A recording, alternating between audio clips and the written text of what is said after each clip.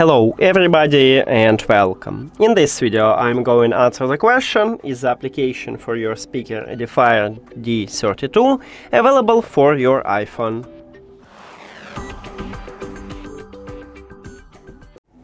So I already installed and set up 3 applications what EDIFIER offer for the speaker, and we can check available devices for this application.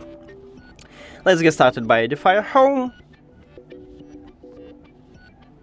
So click at the devices, and right here we have only 4 speakers, but there is no D32. So this application is not for us.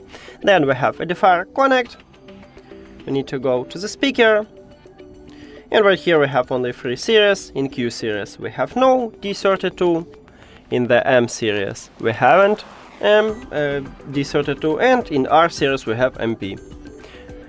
So also not for us. And the last application is Connex. So let's open it. And right here in the speakers we need to look for the D32. And right here at the bottom we have it. So my short answer is yes, the application available for your iPhone. Now, if you don't know how to install and set up the application or how to add the speaker to the app, you can check videos at this channel. And that's it. Thank you for watching this video. If you found it helpful, please consider subscribing to the channel and leave the like on the video.